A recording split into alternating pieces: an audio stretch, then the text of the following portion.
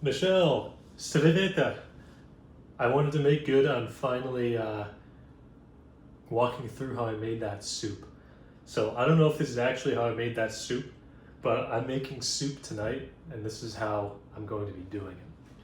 So I'm just going to walk through first the ingredients, and then when I'm actually like doing the soup, I'll have a couple other small videos and kind of chop it up and what I'm going through in the process. So to start off, here's all the ingredients I'm going to be using tonight.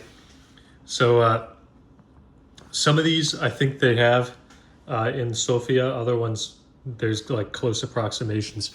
So the big first thing is of course noodles. Sorry, the stand here is noodles. I'm just using like some Chinese noodles. These don't really matter too much as long as they're noodles that you like. You could even use spaghetti. But so these are just like some Chinese noodles. And then otherwise, tofu's the other big thing. This is this firm tofu. You can really use whatever tofu you kind of like. I recommend trying different ones. You might like them, but I don't know how good this selection is. This is some local Massachusetts brand.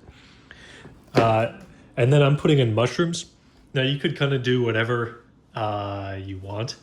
This kind of represents a category of just other stuff that I'd be putting in the soup. You know, sometimes I've been known to put in like snow peas or some other sort of vegetable. I like mushrooms. Maybe you could also do some sort of meat. I've made a pretty good fish head one at one point where you take like a fish head and you make like a broth, but then you take the meat off, whatever. And then the rest of this stuff is pretty much broth ingredients. This, you have gochujang, but this is pijiang dubajiang. It's like, it's this chili bean paste from Sichuan province. I think you can get it online. It's really good, but it's like chilies, beans in oil that's been fermented. So this is like the base of the broth in addition to this miso paste. So I have like a dark miso paste, but really any can do. And it's really just I think it's good to just taste them and figure it out. And then I'm going to be putting this tomato. They had a good deal on a heirloom tomato at this store I went to. Sorry, my throat. So I'm going to be putting a tomato as part of the broth too. Coming pink tomato season. I know that's coming fairly soon, I think. So this might be good for that. Just some green onion to put it in there. And then soy sauce. And then I also might be putting in some sort of vinegar. Just basically there's going to be an acid I put in at the end. So you could use like lemon or lime for taste. And then this last thing, these are completely unessential. I just have them because I wanted to put them in because I want to finally use them up. These are blanched peanuts. They're really a super niche thing. I'm just putting them in as another thing. And they kind of represent, you know, when I make soup, I just put kind of whatever I want to get rid of in it too. So these blanched peanuts, I really want to get rid of because I kind of hate them. So, hence blanched peanuts are going in there. And then there will probably be some other spices that I'll explain when I'm putting them in, but these are kind of the main ingredients. And then we'll be putting in water too, so it can be kind of good when you're making this to have some water heated up if you want to add it, because just so you can put warm water into the soup. So that's that. Now to get cooking. All right, so now we're gonna get cooking. Basically what I did is I just cut up the mushrooms in like a piece small enough. I'm going to cut the tofu a little bigger than this. I still haven't cut the tofu yet. I'm going to do that while we're cooking.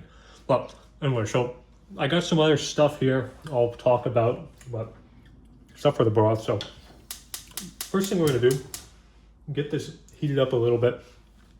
The first thing we're going to do is take the dubanjiang and like cook it a little bit, cook it in a really low temperature in our oil. This makes a really good like spicy oil that's going to be kind of the base that we're going to cook a lot of the stuff in. That's the first step. I'm just going to turn this on kind of low here because it burns really easily. Now talking about oil, I'm using this. This is just personal preference here for this. It's just like a dark canola oil, pretty typical in like Chinese cooking.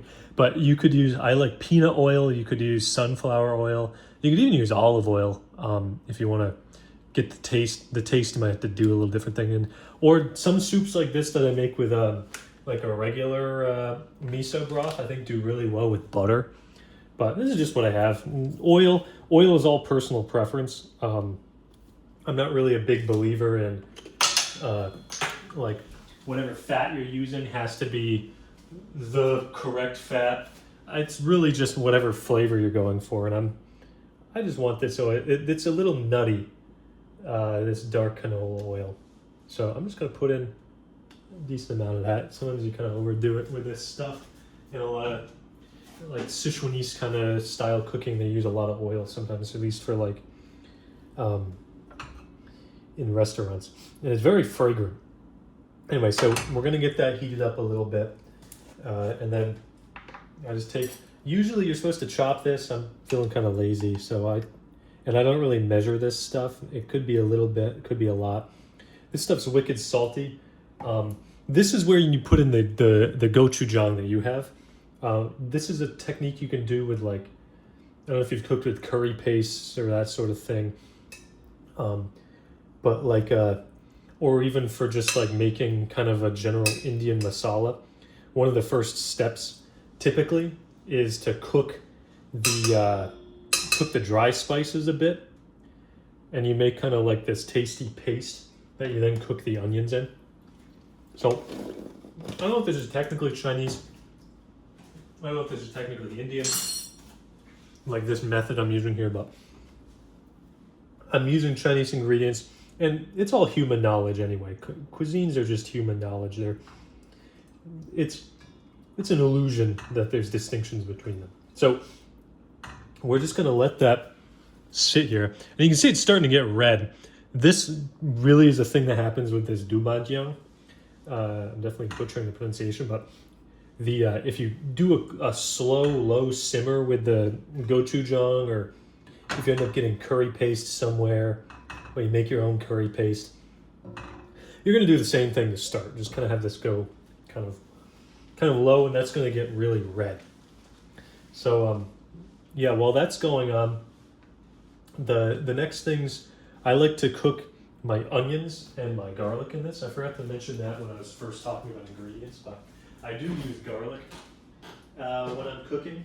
I use quite a bit of garlic, and for that reason, I take the strategy where I get like a kilo of garlic at once, and I mince it all up and I freeze it in a bag. Like I flatten it. I put it in once I mince it, and I flatten it, and I just use like some flat thing to kind of put it into these squares you can see here, and then I freeze it.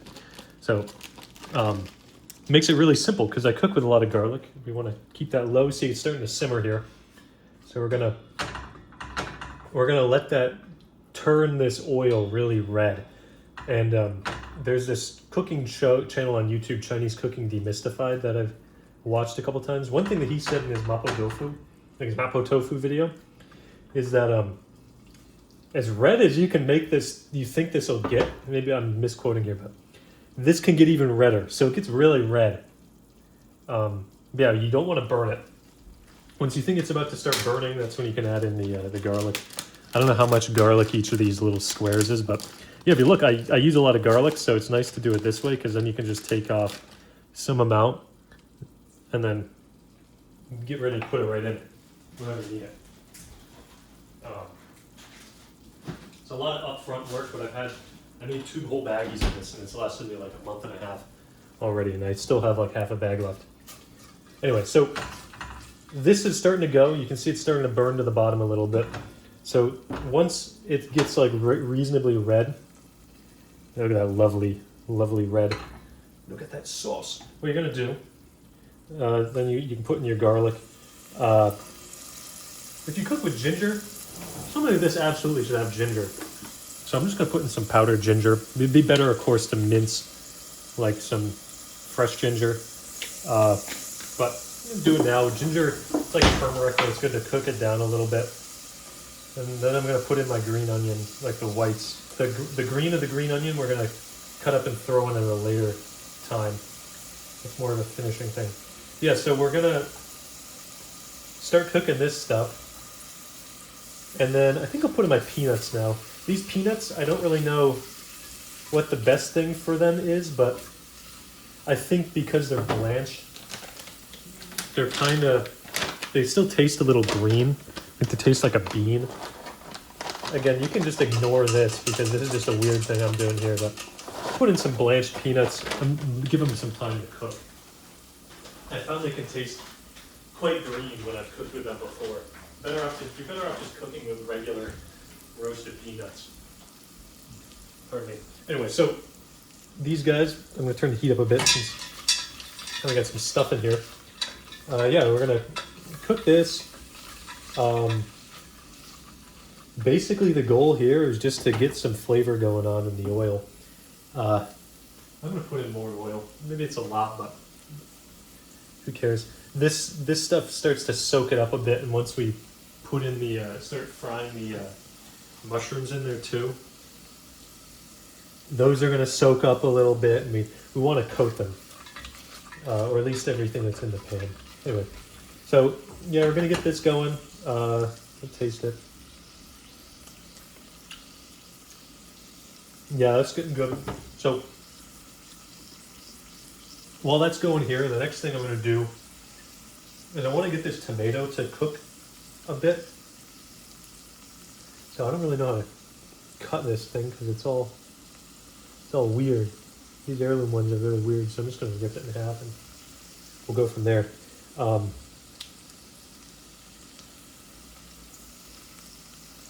this is wicked good though.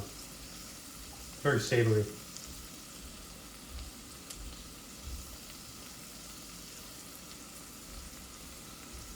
Yeah, there's still some junk in this.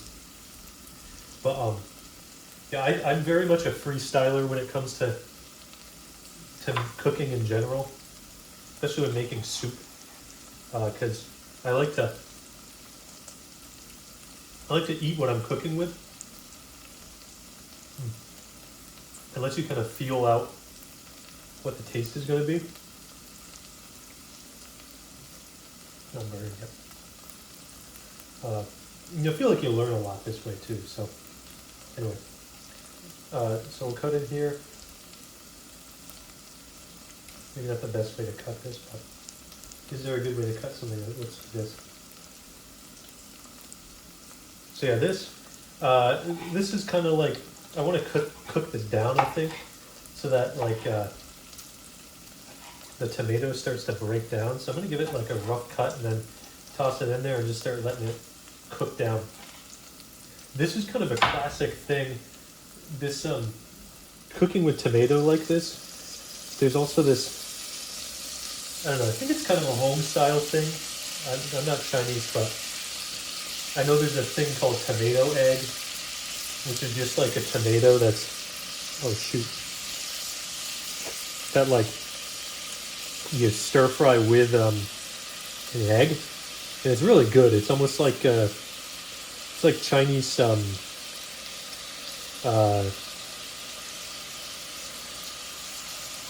there's that North African dish.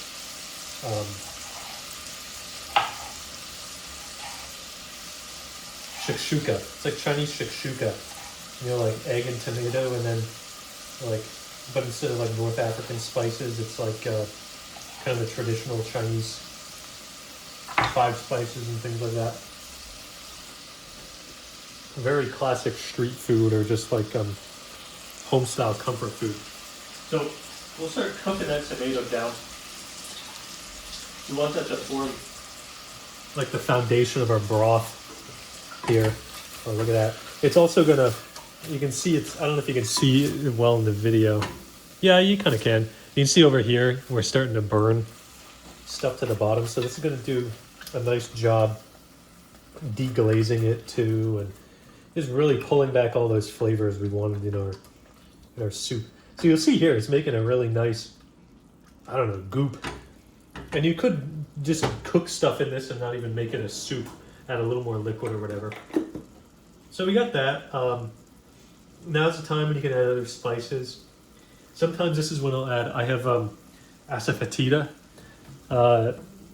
which is like made of some sort of it's this plant. It's I forget if the plant is called asafoetida or if it's just made of like a fennel plant. Basically, it's this type of. It was designed originally as like a garlic and onion substitute because there's some religions in India that don't eat garlic and onion, but that flavor is so good that you'd have some reason. But anyway, this is white pepper, and we're putting some white pepper now. If you can get this, you could probably use black pepper too, but it's really good with tomato, and it's kind of a. It just goes good with like Chinese flavors. It's used a lot in Chinese cooking. It's used more than like pretty much the way in the West we use black pepper. It's used in place of it. It's just a different way of processing the pepper plant. So I'm gonna taste this. What we're going for here, I don't know. It's kind of just what I like the taste of. I'm gonna add some soy sauce into this and just let this start cooking down. So now that we have this lovely stuff going here, this is pretty much ready for me to start. I like cooking the mushrooms in, like stewing them a bit, or like sometimes if I don't have as much of a liquidy base, frying them, I guess, before we add the water, because we're getting pretty close to having soup right here. So anyway, we got that going on. Those mushrooms are gonna start going. So I'm gonna clear this off. I'm gonna get the rest of this tomato in there because we don't want to waste. These seeds are really like this stuff around it. It's like I don't know. It's almost like pomegranate. How juicy it is. So I just want that in there too. Anyway, so get this going. Let these old mushrooms, have them start doing whatever. Yeah. So from here, now we're gonna turn this. This is gonna be our broth. Very shortly. Let me get my tofu. I just took one in that container had like 2 bricks in it. These are kind of interesting bricks. They're a different shape. So I'm just going to cut it. You can cut it in whatever shape you want. I like to cut it in half and then roughly make squares. This is something you kind of figure out once you've made soup once or twice. That was good tofu. I haven't had this brand, but it's from like outside of Boston. But once you cook, this is one of those things I don't like to prescribe how you cut stuff because you just end up figuring it out as you make the soup. As you make soups, you're a pretty good cook, so you probably have your own. Like we all have our own preferences on how we cut things, and ultimately that should be determined by either what aesthetic you want to go to, or more importantly, I would say how you eat it. Because I don't know, I just find this more convenient to eat when I end up eating it. So this is gonna go. I'm gonna see how good are these mushrooms. They're gonna cook, of course, a bit more when it's boiling, but yeah, this could go for a bit more. So I'll give those time. Keep a little heat here. It doesn't really matter to be covered, but whatever. So while that's going on, I'm just gonna give a rough cut to the green parts of our green onion. I'm not really super consistent with how much green onion I use, because the bundles here sometimes come in bundles of 5 or 6. Sometimes they come in bundles of 7 or 8 if they're like really tiny. And I don't know. It really doesn't matter too much. Like I said, I'm not really one to measure. I think there's a focus, at least in the US, people are really obsessed over measuring everything when it comes to cooking. And a lot of the things that are measured, like a lot of the people like to measure like how much that white pepper I put in there, you put in a recipe like a teaspoon of white pepper. And people like to have that because they like to be handheld the way people learn how to cook here. Americans really need an instruction book. They need someone to tell them how to do things. But it prevents you from learning how to cook and just listening to the ingredients. The ingredients tell you a lot, especially if you just eat them and pay attention. But that's just my hot take. Anyway, so this I think is gonna be good pretty soon. We got the tofu at the ready. Earlier I heated up some water, so I like to put hot water into preheated water into the soup just to save a little time. And I also think it's good to let the ingredients be warm the whole time. You could put cold water or like room temperature water. But I mean, if this stuff in here is already 100 centigrade, I want to put this water I heated up to boiling too. So if it's 100 Celsius in here, I want to put in stuff that's close to that so I don't have to reheat it again. I just think it cooks a little better. Anyway, so this is all useless detail too.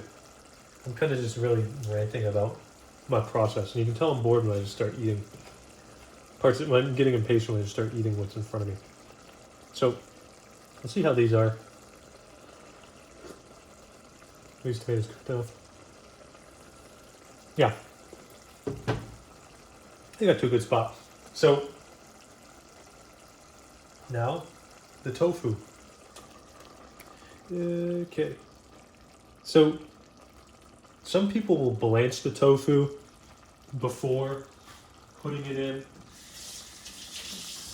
Because if you blanch it, like if you boil it a little bit for like a minute or two, there's like a soybean grassy kind of taste that tofu has, and it kind of lessens that a little bit. I like tofu. Tofu tastes like tofu, so I don't really care. Plus it saves time to do it this way. But this is also when I would start putting in whatever my other vegetables are. You know, like snow peas. Snow peas or like sugar peas go really good with like a lighter kind of miso. Yeah. Whatever. You'll probably taste this sauce or whatever and be like, oh, that would be really good with this too. Some other thing. But anyway, so we got that going.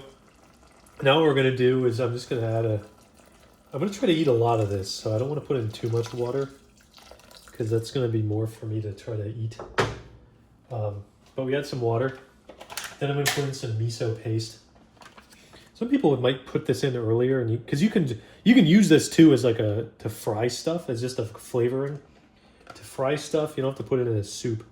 I don't really know how strong this is.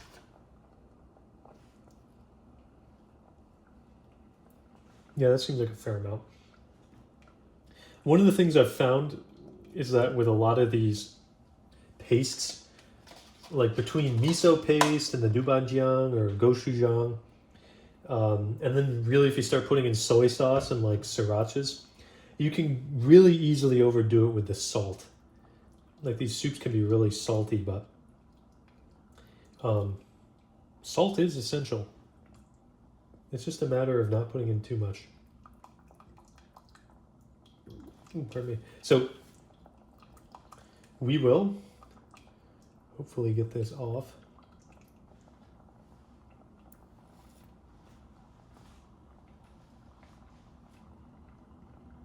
How's the broth coming out?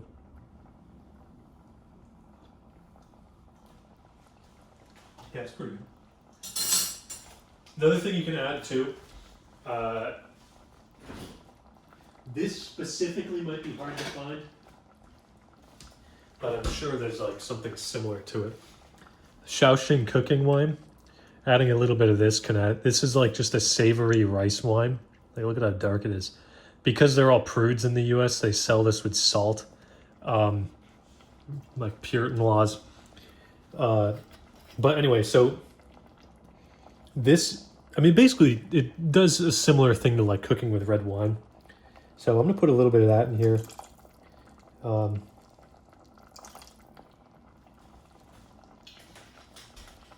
Optional, really, again. Like this broth already has a lot going on. And it's pretty good, so it doesn't necessarily need a ton of help. So other things I'd be looking to adjust here as it's going is the spice level something that I like.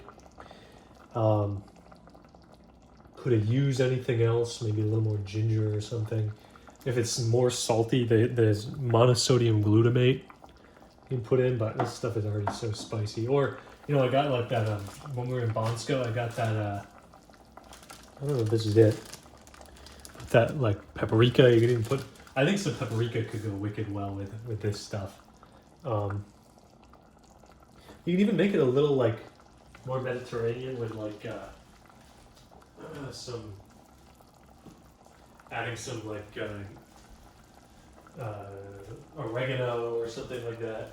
Again, really, the idea of a cuisine is more of suggestion than something real. So we have this. We're getting to the point that tofu's probably gone, and now I'm gonna put in the noodles.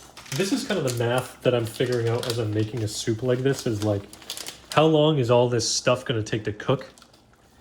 And what you want to do is space it out. What you're going to be doing is spacing it out so that stuff cooks for long enough, but not too long. I guess that's just like basic soupage. But these noodles take only a couple of minutes to cook. So, put them in now.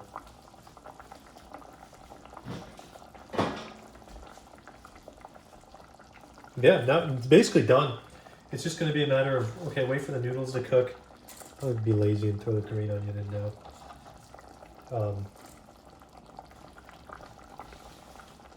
And then this is also a good time to maybe throw in some spinach. If you want to throw in spinach to this. I mean, again, just basic soupage. If you're going to put in spinach, wilt it at the end. Nothing monumental here. Really, none of this is complicated. It's all just, I figured out over time that I have a couple preferences. Yeah, you see, it's basically done. The last thing, like once these noodles are all cooked, like the last thing other than putting it into a bowl and beginning to consume is, it can be nice to, like if it's not nutty enough from the oil we used,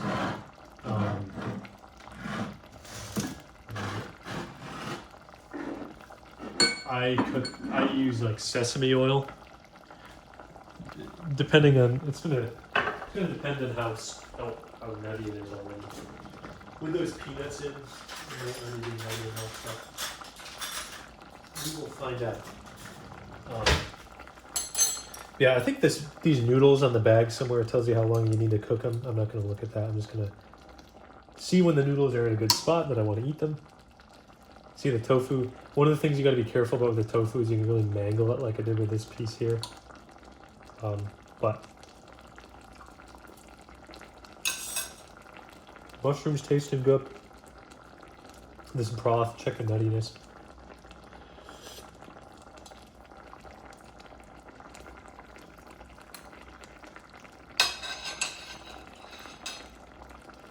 Yeah, overall it's pretty good. Can't really think of anything else it needs. It's definitely, I have my rice vinegar over here in case I wanted to hit it with a little bit more acid to finish it, but by basing it off of that tomato, I think it's acidic enough. I've also been known to put an egg in a soup like this, so now's a good time to put in an egg. Just like poach a couple of eggs in here. Oh, that can be really good. But that's better if the soup isn't as like full. The one thing it could use is maybe a little more heat. I like things spicy, so. And it's already kind of salty, so I'm just gonna put in some. Oh, that chili powder. I'm gonna put in some cayenne pepper. That chili powder wasn't open. Yeah, just some heat. I think we're basically done. So I think this is kind of similar to the soup that I made when I was over there. But you can kind of see the formula. Really what it is just broth with noodles. And I've even just boiled some miso paste with noodles and then eaten that. Or just throw some tofu in that. That's the basic of this. The basis of this is like some sort of broth, noodles, and then tofu. It's not even super different, I'd say, from a Western style soup. At least how I make that, because like when I'm cooking a stew or something, I just use like, there's a bouillon paste that they sell here that's like similar texture. It's basically just super reduced bouillon, I think. But you can use this instead of miso. Sometimes I use it, yeah, I'll use it instead of miso with the bujajin or the gochujang or something. But it's entirely up to you and what you have at your disposal. So I think these noodles they're looking a little undercooked, but yeah, that's it. I'm gonna let it boil for a little bit, but I have nothing more to add to this. So that's the soup. Pretty straightforward, very versatile because you can play with some of these ingredients, and yeah. I hope you enjoy, and I hope Ted gets very fat off of these. Bye.